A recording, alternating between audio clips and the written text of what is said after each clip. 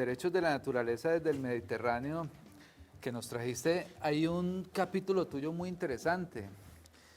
Ahí nos comentas algo sobre los pueblos indígenas, sobre cómo celebran el Día de la Pachamama el 1 de agosto y sobre un creciente avance en Latinoamérica sobre reformas constitucionales a favor de la naturaleza como sujeto de derechos. Cuéntanos un poco al respecto. Bueno, pues muchas gracias por la invitación. Tenemos que partir de la base de que los pueblos originarios de América Latina, es decir, los pueblos indígenas que se encontraban en esta región, siempre han tenido una relación de sincretismo entre la naturaleza y el ser humano. Siempre se ha hecho una simbiosis en la cual ellos entienden de que nosotros los seres humanos necesitamos de la naturaleza para vivir. Por eso ellos tienen una relación más fuerte y más de protección sobre la naturaleza. Eso es interesante porque cuando se generan los procesos constituyentes de América Latina, de finales de los años 80, principios de los años 90, y nace un boom que se conoce como el nuevo constitucionalismo latinoamericano, este se desarrolla a partir de asambleas nacionales constituyentes, es decir, todos los actores políticos ingresaron a la esfera política en el desarrollo de la Asamblea Nacional y la creación de una nueva constitución. Y dentro de esos grupos poblacionales también están las minorías étnicas y entre ellos los pueblos originarios. Y ellos de alguna manera empezaron a tratar en los textos constitucionales de elevar el concepto de la naturaleza hacia un grado de proteccionismo mayor desde el Estado. Cuando nosotros miramos el primer país del nuevo constitucionalismo, que es Colombia, nos percatamos de que hay una intención de proteccionismo, lo que nosotros hoy llamamos como la constitución ambiental. Pero cuando nosotros empezamos a hacer el recorrido y llegamos a la constitución ecuatoriana de 2008 o la boliviana del 2009, encontramos de que ellos ya hablan de la naturaleza como sujeto de derechos. De hecho, es muy particular que el artículo 10 de la Constitución ecuatoriana dice que los mismos derechos que le aplican a los seres humanos les serán aplicables a la naturaleza. Y ahí es donde lo convierte en sujeto de derechos y por ende la protección de los mismos. Y si tuvieras que definir ese concepto, sujeto de derechos, que se ha ido repitiendo en estas constituciones andinas, ¿cómo definiríamos que la naturaleza es sujeto de derechos? Hombre, pues la cuestión es que cuando nosotros hablamos de la naturaleza como sujeto de derechos, estamos viendo que la naturaleza requiere, o más bien, al hacer parte de nuestro ecosistema, hacer parte de nuestra vida, tiene unos derechos que deben ser protegidos. Y al ser protegidos obliga al Estado a que el Estado sea quien debe garantizarlos. Entonces, al decir que la naturaleza se convierte en un sujeto de derechos, pues le está diciendo de que no solamente el ser humano tiene derechos, sino que también otros elementos diferentes al ser humano. Y aquí pasamos de una evolución, de una visión, pasamos de una visión antropocéntrica, es decir, vista desde el hombre que la tenemos desde hace más de 500 años, a una visión biocentrista, es decir, donde la naturaleza es el centro del universo y el cual debemos proteger. Y claro que la debemos proteger, ¿por qué? Porque es que gracias a la naturaleza es que tenemos todas las condiciones para poder vivir. En esa visión antropocéntrica, entonces, ¿cómo nos comportábamos cuando no era el centro del universo, como tú lo dices, la naturaleza, sino el ser humano? Pues siempre se ha visto la naturaleza desde esa visión como un bien útil para el hombre, es decir, que el hombre extrae los alimentos, la bebida, todo lo que necesita de la naturaleza y que la naturaleza está al servicio del hombre. Esa siempre fue la visión. En términos de explotación de la naturaleza. Solamente en términos de explotación. De hecho, hasta antes de las constituciones modernas, las constituciones después de la Segunda Guerra Mundial, que empezamos a ver a nivel mundial el concepto de la protección y el cambio climático, como el Tratado de Kioto, como instrumentos internacionales también, empezamos a notar de que el ser humano se empezó a preocupar por la naturaleza, pero antes simplemente se consideraba como un elemento del cual podemos extraer o explotar todos sus recursos con el fin de servir al hombre tanto desde un factor económico como de un factor de la satisfacción de sus bienes y servicios. Claro, y entonces ahí tiene que haber una diferencia entre ver la naturaleza como un bien colectivo y verla como un sujeto de derechos. ¿Cómo son estas posiciones? Cuando nosotros revisamos en nuestro sistema del derecho civil colombiano, encontramos que los animales se les entiende como simple y llanamente unos semovientes, es decir, unos bienes que se pueden mover por sus propios medios. Pero poco a poco hemos evolucionado el concepto y estamos pasando a entender de que los animales tienen una visión un poco diferente y hablamos de seres sintientes. Lo mismo ha ocurrido con la naturaleza. Entendemos que la naturaleza requiere ser protegida, ya está empezando a responder ante la presión o la inclusión del hombre en sus prácticas en perjuicio de ella, porque ya empezamos a ver un cambio climático, empezamos a ver tsunamis más fuertes, empezamos a ver terremotos más fuertes, empezamos a ver sequías más fuertes, lluvias más fuertes. Claro. Creo que en este momento Colombia está viviendo uno de los periodos de lluvias más fuertes que ha tenido en los últimos años, precisamente por esos fenómenos del niño y de la niña, bueno, en este caso es de la niña, que nos está afectando ecoambientalmente. Y es una respuesta de la naturaleza ante la situación que se está presentando. Claro, y ahora nombrabas que los animales son considerados seres sintientes.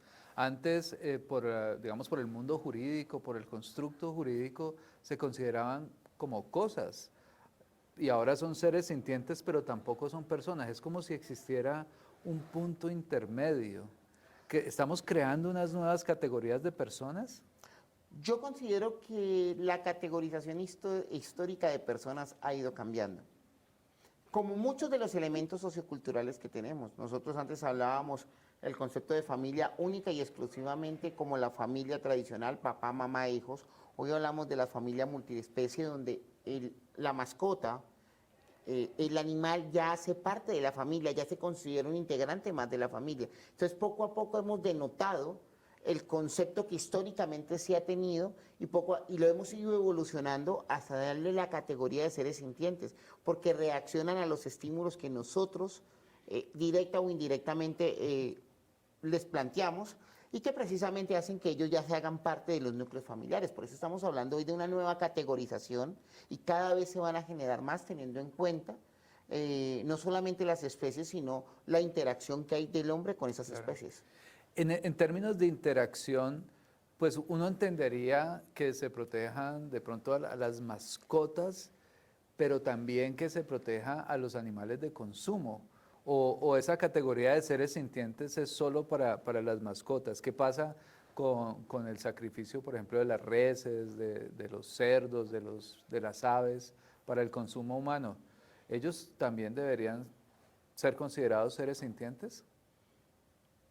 En este momento, lo que se tiene es que el concepto de ser sintiente se ha aplicado a los animales.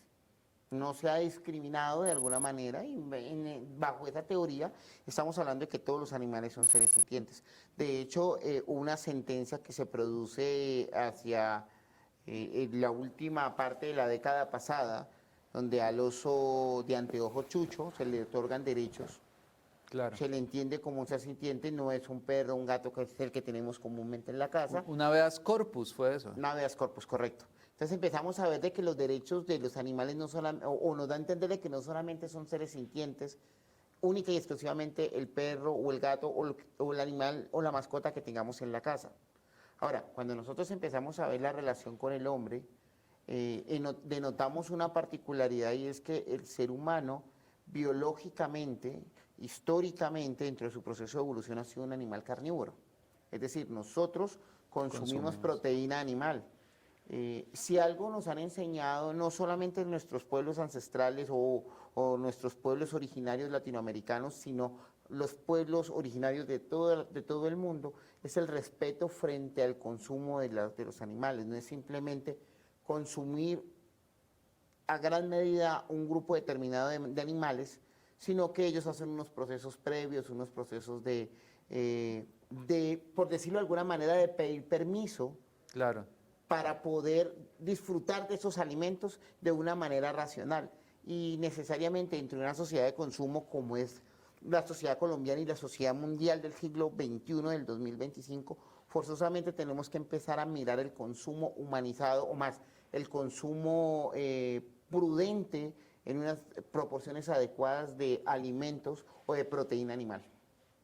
Claro, nombrabas a los pueblos originarios y fueron ellos quienes impulsaron todo este boom, digamos, constitucional y legislativo.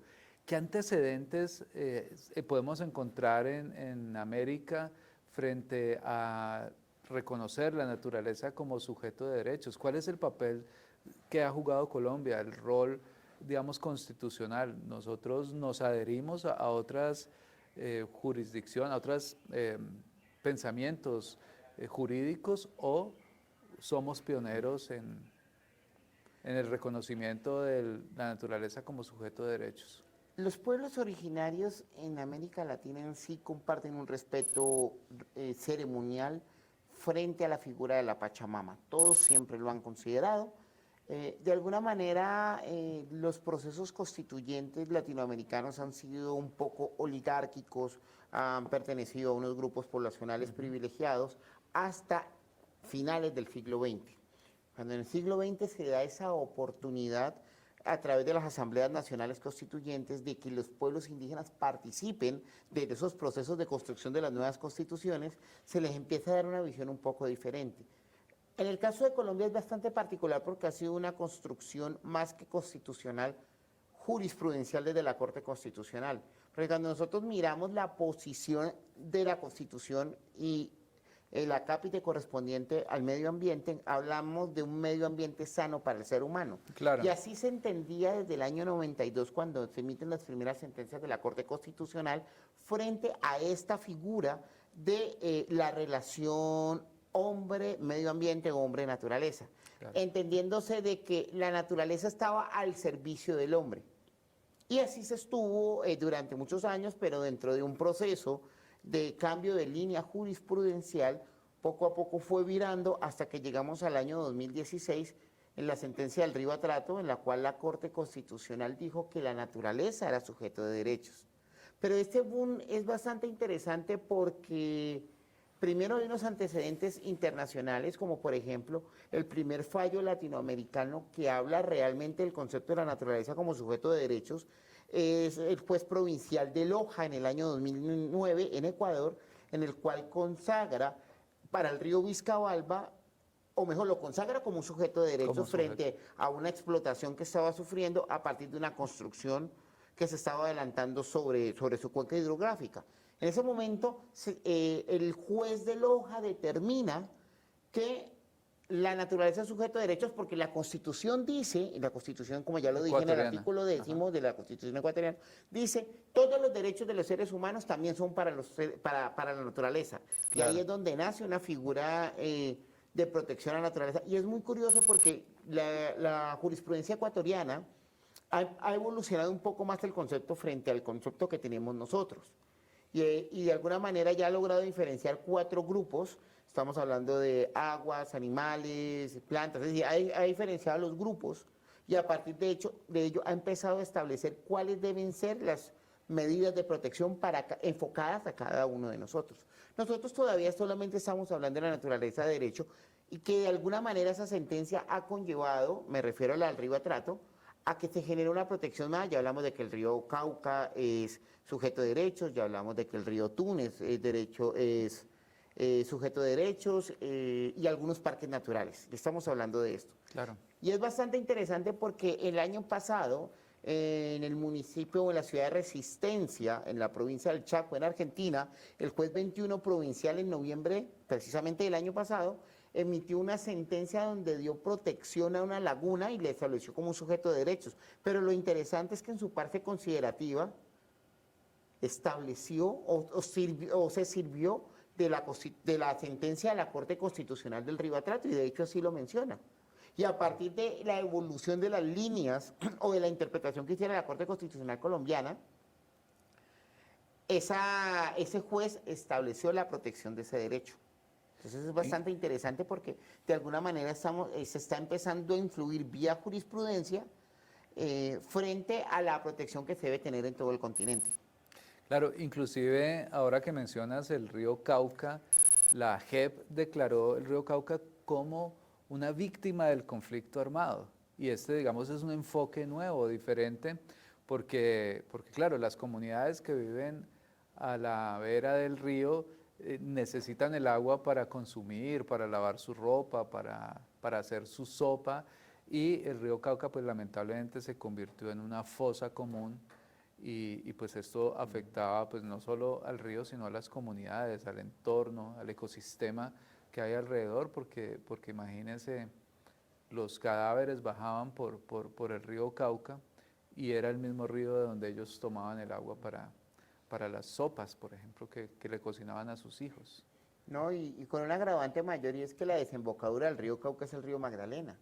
Es decir, terminamos atravesando todo el país del macizo montañoso caucano, lo vamos atravesando hasta llegar al departamento del Atlántico, que es donde ya conecta con el Mar Caribe. Claro. Entonces estamos haciendo un recorrido por buena parte del país donde se está presentando esta situación. Claro, lamentable y muy triste la situación. Bueno, ya hemos hablado un poco de cómo las constituciones de estos países han creado, digamos, han generado unos artículos que sirven para que la naturaleza sea considerada un sujeto de derechos. Pero ¿cuál es la consecuencia? O sea, reconocer a la naturaleza como sujeto de derechos, ¿qué consecuencia tiene tanto para el Estado como para los particulares y para la empresa privada? Con respecto a eso hay que tener en cuenta dos cosas. Digamos que la historia bonita y la historia fea. La historia fea, para que salgamos de ello más práctico, es que la sentencia del Río Atrato, que es pionera y que de alguna manera estableció una serie de obligaciones para los diferentes actores en cabeza del Estado, en cabeza de los particulares y en cabeza de esas organizaciones que se crearon para hacer esa relación entre los particulares, entre las comunidades afrodescendientes e indígenas que viven en la cuenca del río Atrato y el Estado pues pudiesen proteger al río, pero que en la praxis no se ha dado. Y la sentencia quedó bonita como un concepto teórico, pero que en la praxis no ha logrado de pronto materializarse como debe ser. Con respecto a eso, pero digamos que la parte bonita que nos deja es precisamente que cuando empezamos a tener una visión no antropocéntrica, sino biocéntrica, obliga a todos los actores, estamos hablando del Estado, estamos hablando de los particulares, estamos hablando de las diferentes dependencias, incluyendo el sector privado, de empezar a tener unas políticas, empezar a tener unos lineamientos para tratar de conservar la naturaleza y tratar de conservar el medio ambiente en óptimas condiciones o en sanidad. Para ello, pues, se tendrán que hacer unas políticas públicas que ya obligarán al Estado. Esas políticas públicas seguramente descenderán a una normatividad que tendrán que cumplir las empresas, especialmente las empresas de producción industrial o que trabajen directamente con el agro, para que de alguna manera sean más ecosustentables sus procesos de producción, sus procesos de trabajo y de generación de riqueza, y que de alguna manera los particulares también deben empezar a pensar desde esa perspectiva. Y en ello nos obliga, por ejemplo, a simples medidas como las que tenemos hoy en día que nos cuestan, como son las de reciclar. Entonces empezamos a ver que digamos que este tipo de figuras de proteccionistas impactan no solamente estados particulares, sino todo lo que hay intermedio. Estamos hablando de empresas, estamos hablando de corporaciones, estamos hablando de cualquier tipo de organización pública, privada o público-privada que tenga que ver necesariamente con la necesidad de protección del medio ambiente. Y esa protección, digamos, ya hablando en términos jurídico-técnicos, ¿cómo garantizar la representación legal de un río, por ejemplo, o de un macizo? ¿Cómo se puede garantizar la representación legal si digamos, el río no es una persona jurídica ni una persona natural claramente? ¿Quién defiende estas? A ver, pues necesariamente el artículo 86 de la Constitución nos dice que toda persona tiene derecho a acción de tutela o a tutela, como lo define la Constitución. Cuando está diciendo toda persona, no está distinguiendo de que sea una persona humana o una persona jurídica, y de hecho las jurídicas tienen derecho a la protección de ciertos derechos en materia constitucional o fundamentales. A partir de ese principio podemos entender de que cualquier persona puede ejercer la cotutela de la protección de la naturaleza y en consecuencia cualquier persona puede presentar una acción de tutela o un mecanismo de protección, ya sea una acción de tutela o en su defecto un derecho colectivo a través de una acción popular para la protección de la naturaleza. ¿Y por qué la puede presentar también? Pues hay que entender de que esa persona perfectamente se puede ver afectada por la afectación que pueda tener ese nuevo sujeto de derechos que es la naturaleza. Es decir, si se está viendo contaminado un río, pues seguramente esa persona se servirá de ese afluente hídrico y necesariamente podrá presentar una acción de tutela para proteger sus derechos, que en última ratio va a ser para protegerlo al mismo.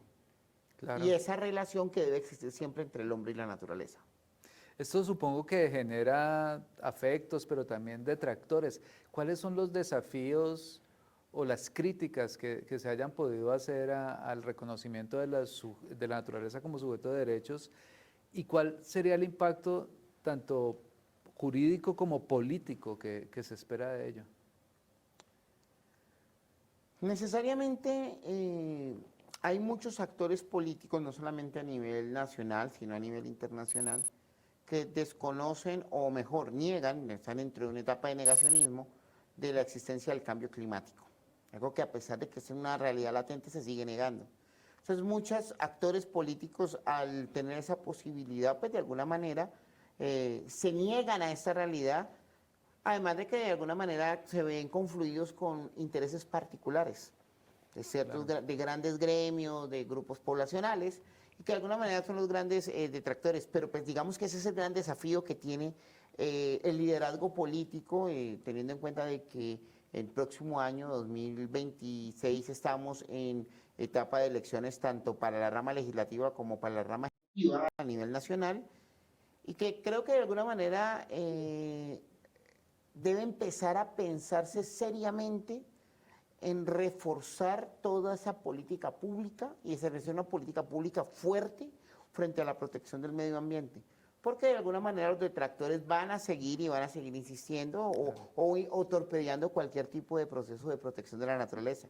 Y la cuestión es que gracias al cambio climático, las condiciones que estamos teniendo, es una batalla que sí o sí no podemos perder y que por el contrario tenemos que hacer todo lo posible porque la vida en el planeta siga existiendo, y para que siga existiendo debemos hacer todo lo posible para proteger al medio ambiente.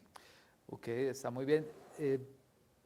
Con todo esto, ¿crees que realmente hay un impacto en la sociedad, que hay un impacto transformador en la manera en que la sociedad en general, las personas ven al medio ambiente? ¿Esto ha tenido un impacto social? Yo considero que de alguna manera sí, porque con el pasar de los años ya estamos, digamos que muchos grupos poblacionales se han enfocado en hacer ecoturismo, ya sea desde ofertando cualquier tipo de propuesta ecoturística, como las personas que disfrutan de ello.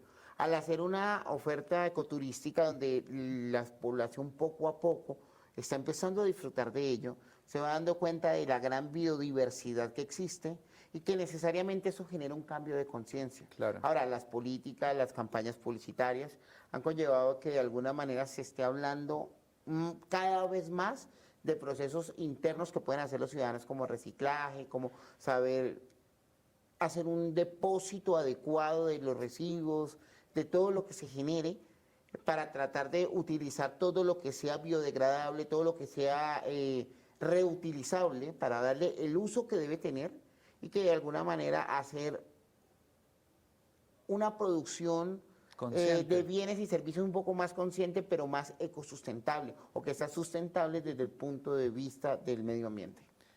Gracias, profe. Profe, Pensar al Derecho es un podcast que se ha creado como para acercar el derecho más a la ciudadanía.